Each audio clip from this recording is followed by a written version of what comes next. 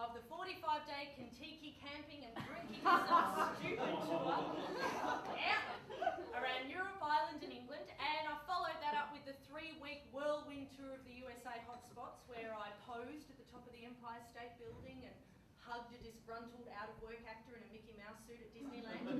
But when I found myself living in this rut at 23, I realised that I needed a different kind of adventure dream. So I told my boyfriend I'd be back in 3 months, and I headed to New York, where I lived in an all-girls boarding house, drank, partied, did a few acting classes, broke up with my boyfriend of 8 years over the phone, overstayed my visa by 9 months when I met and fell in love with an Irishman, did a few off Broadway shows, and worked illegally as a waitress in an Irish restaurant to pay the rent. This was living, people. This was me, Fiona Harris, living the adventure dream, so I'm going to tick that. Tick it off. But look, the dream sort of became a nightmare when the Irishman turned into a bit of a Jekyll and Hyde type character who'd shower me with compliments and affection one moment and verbally abuse and cheat on me the next. So you can probably guess that that all ended badly. Bit like that accent. Shut up.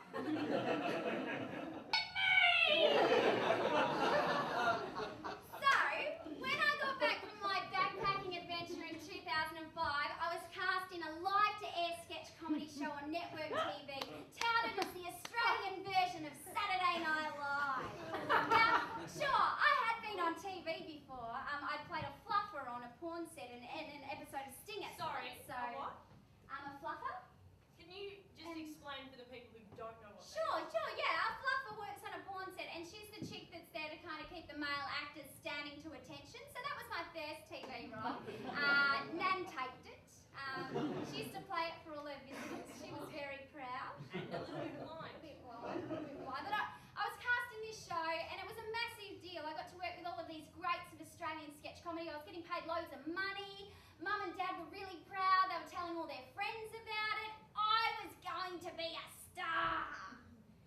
And then something extraordinary happened. Show went to air. Show went to air. And 2 weeks later, the producers rang me and said, Kate, the network love the show. They just don't want to put it on air anymore. And with that, I'd worked on my first Acts TV show. Initiation had begun. As my dad said to me, Kate, I wish I'd never told anyone it was on.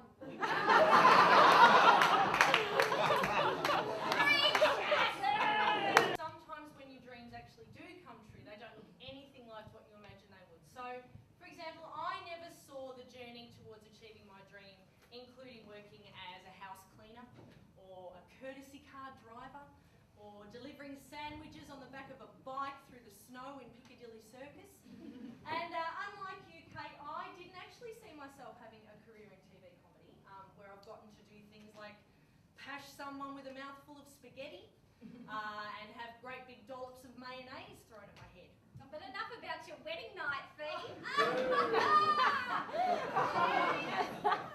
Favourite joke of the show. But it is kind of karmic that you would end up doing all that stuff. Because you did spend your childhood talking to trees and doing dance routines to midgets and monkeys. That is stuff true, like that. yes.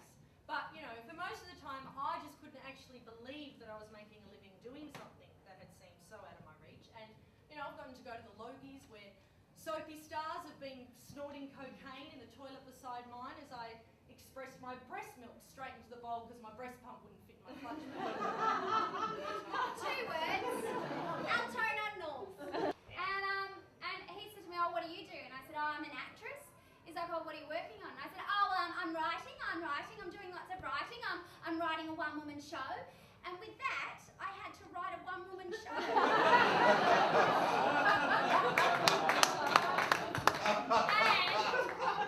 he won Best Newcomer at the Fringe Festival and Best Comedy Award, and you got nominated for a Barry Award. I'm going to keep going. And you got nominated for a Barry Award at the Comedy Festival, and you took it to Edinburgh, and you toured it around Australia. And you directed it. Yes, I did. So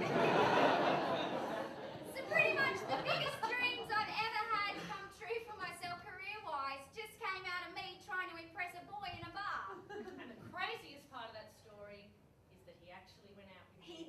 He did. It's bizarre. But what about you? Did you have a dream of meeting the one? I did. A few times I thought I'd found the one, but it turned out to be the one just wasting a shitload of my time. Or the one pretending to be the one when they're actually a lying alcoholic fuckstick. I'm not bitter. So when I finally did meet the one, I didn't actually recognise him at first. Not because he was in silhouette, but because he was a South Yarra, Melbourne grammar, head of the choir type fellow whose family occasionally dined out at the Melbourne Club. Other side of the tracks. Other side of the tracks. So yeah, for an Altona North, head of the Acid Wash Appreciation Society chick, whose family occasionally dined out at the footy club sausage sizzle, it's really no fucking wonder the whole we're made for each other thing passed me by.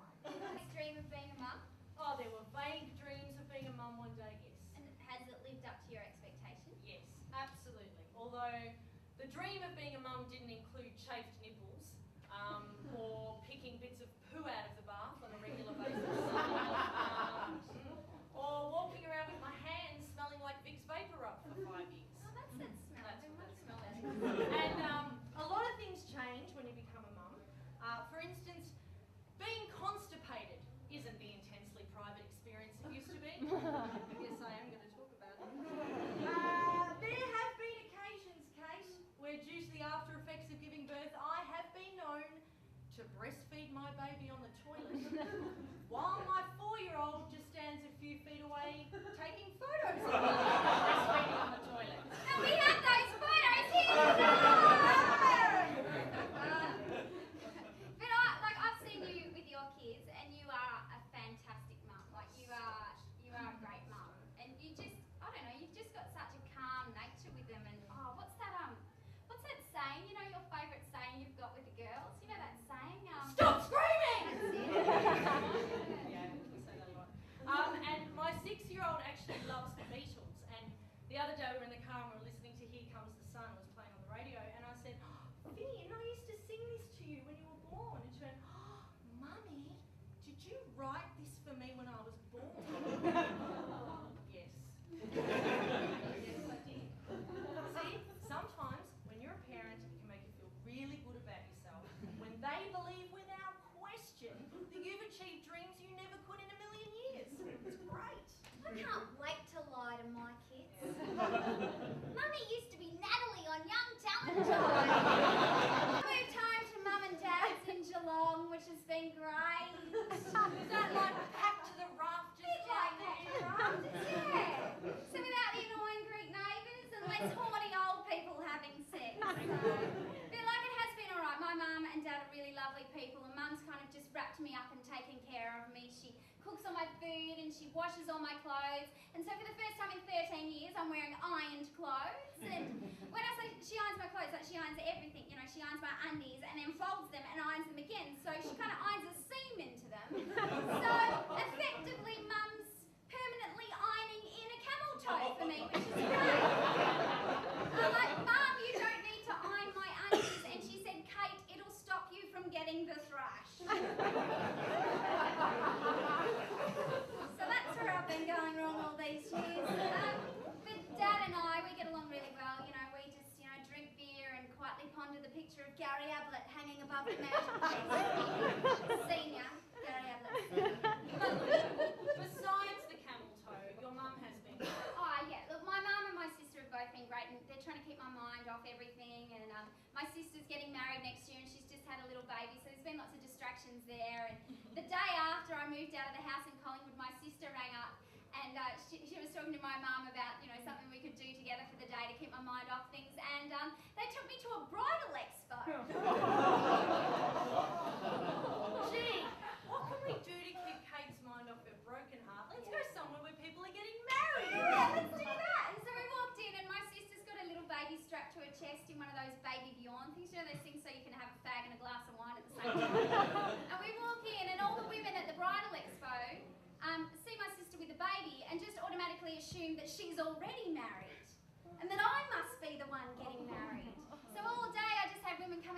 saying, so, when's the big day? And for a start, I was really polite about it. I'm just like, oh, it's actually not me, it's my sister. You know, it's not me, it's my sister. So when's the big day? It's actually not me, it's my sister. So, you said it, it's actually not me, it's my sister. And in fact, if you could have picked a day when I'm further away from getting married, then that day would be today. In fact, Julia Gillard has more chance of marrying Penny Wong than I do of getting married right now. And you know what, even if I did want to get married, you know, even if I did, you know, I don't want your crappy strapless cappuccino-coloured taffeta wedding dress, and I don't want some out-of-work obese actress with self-esteem issues as my marriage celebrant, and